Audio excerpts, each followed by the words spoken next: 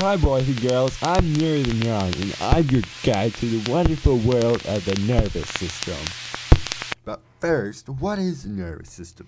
The nervous system consists of all the cells that make up your brain, spinal cord, and other nerves. The nervous system functions in three ways.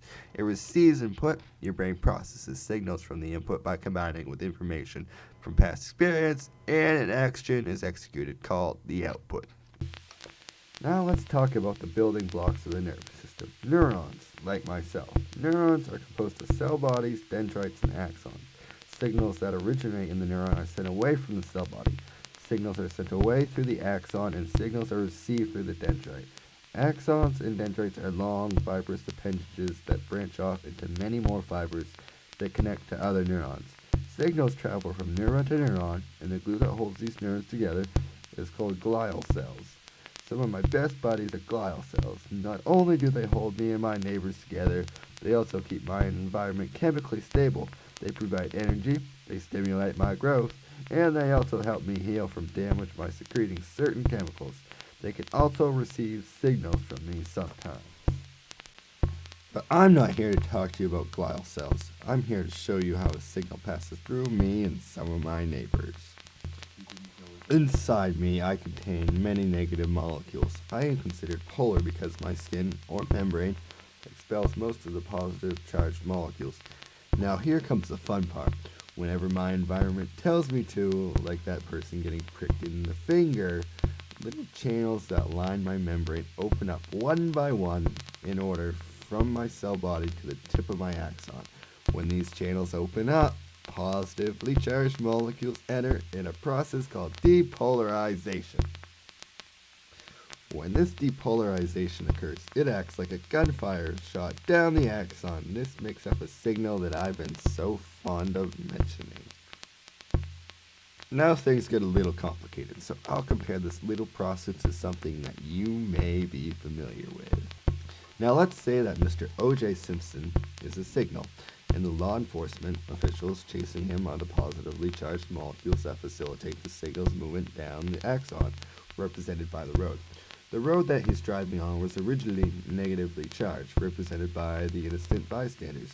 Don't get me wrong, some positive molecules did make it through, like Fox News, CBS, ABC, C-SPAN, CNN, and all of your other friendly news providers. Look at him go! When a signal is fired down an axon, it's analogous to a gun firing. Either it fires full force, or it doesn't fire at all. Jiminy Jillikers, that's exciting! Now when Mr. Simpson makes it to the end of the road, he becomes a neurotransmitter. A neurotransmitter is a chemical signal that passes between axon and a neighboring dendrite. In this scenario, the space between our good old law enforcement officials and OJ himself is called the synapse. OJ is expelled from his Bronco, or the vesicle, and is taken by Mr. Officer into the cruiser, or the receptor. Simpson may not always be a reliable way of teaching how I work. There are other things to explain. Take myelin, for instance. Myelin is a fatty substance that is wrapped around some axons that help speed up the action potential from the cell body to the axon tip. Myelin is found in parts of the nervous system where more urgent information is transferred. Some of the examples of this are the neurons responsible for responding to hot irons, oncoming cars, or other fast-acting dangers. Once a neurotransmitter makes it across the synapse, he reaches what is called the postsynaptic cell. Here his message is received by the receptor, who only binds to certain neurotransmitters, like a puzzle piece. I like puzzles. Anyway, some neurotransmitters carry messages telling the next neuron not to depolarize itself. Other times, neurotransmitters carry information telling the neuron to do the opposite, but depolarize, continuing the action potential from the previous neuron.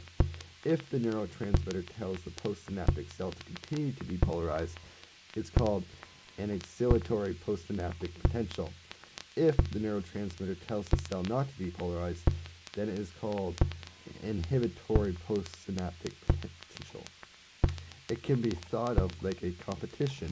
Those signals aren't always strong enough to send its intended message, so the dendrite will answer to which postsynaptic potential it hears from the most.